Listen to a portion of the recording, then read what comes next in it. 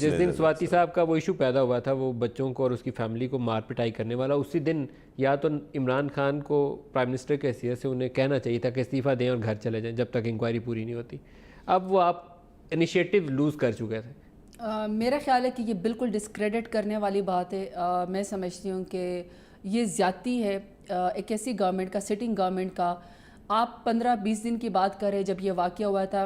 دیکھیں میں بار بار ایک ہی بات کرتی ہوں، میں جہاں جاتی ہوں مجھے نہیں پتہ، اللہ تعالیٰ بہتر جانتا ہے کہ پورے کیس میں کس نے کس کے ساتھ زیادتی کی ہے، اور جس نے بھی کسی کے ساتھ زیادتی کی ہے یا پاور کو مس یوز کیا اس کو اس کی سزا ملنی چاہیے.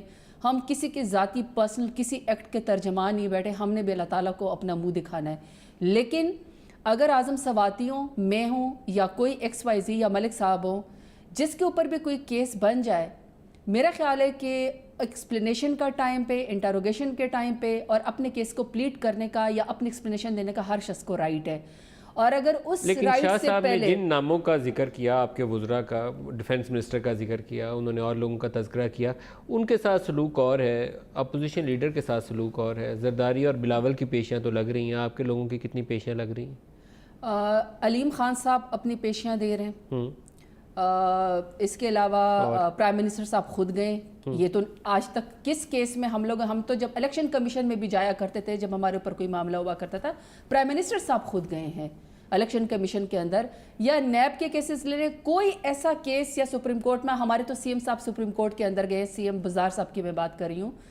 میرا خیال ہے کہ یہ ان کو پلی دینا یا ان کو پلی دینا کہ چونکہ ہمارے زرداری صاحب یا شہباز شریف صاحب پکڑے گئے ہیں تو لہٰذا اس کو برابری کی سطح پہ لانے کے لیے کسی اور کو پکڑ لیں.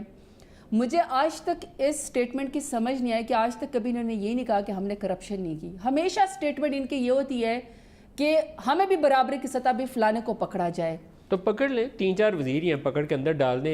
ایک سیل میں آپ نے شہباز صاحب کو رکھا ہوا ہے، باقی 4 میں ان کو رکھیں. صرف اگلا پروگرام وہاں سے کریں گے. ناصر شاہ، بالکل ناصر شاہ صاحب سے صرف سوال کرتی ہوں کہ زرداری صاحب اور اومنی گروپ کے 34 کمپنیوں کے 77 جعلی اکاؤنٹ میں سے 62 ارب کی منی لانڈرنگ ہوئی ہے. یہ اسٹیبلش ہو گیا کہ 62 کی ہوئی ہے؟ اب یہ ثابت شدہ ہے کہ ابھی یہ زیر تفتیش ہے؟ زیر تفتیش ہے نا، لیکن یہی کیس چل رہا ہے.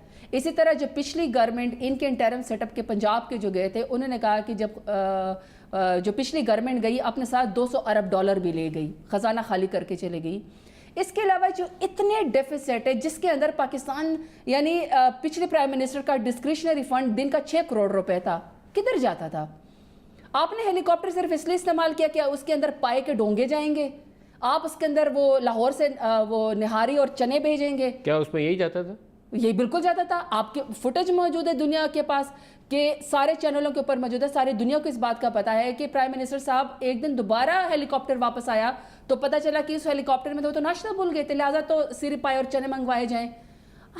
اس ملک کے ساتھ آپ اس طرح کرنا چاہتے ہیں؟ ملک احمد خان سے اس کا جواب لے لیں، پھر شاہ صاحب سے ویڈیو بھی چلوا کے دیکھ لیں. دیکھیں یہ زیادتی نہ کریں. ملک احمد خان صاحب بیچارے نے کیا کہنا ہے، شریف النفس انسان ہے. پچھلی دفعہ بھی ملک احمد خان صاحب نے آپ کے پروگرام میں ہوا تھا، انہوں نے کہا تھا کہ جو وال اسٹریٹ جرنل نے ایک الیکٹڈ کی کمپنی میں شہباز شریف کے بارے میں لکھا تھا، انہوں نے کہا تھا اگر ہماری شہباز شریف صاحب اگر ان کو نوٹس دیں گے، انہوں نے ابھی تک اس بات کو واپس نہیں دیا.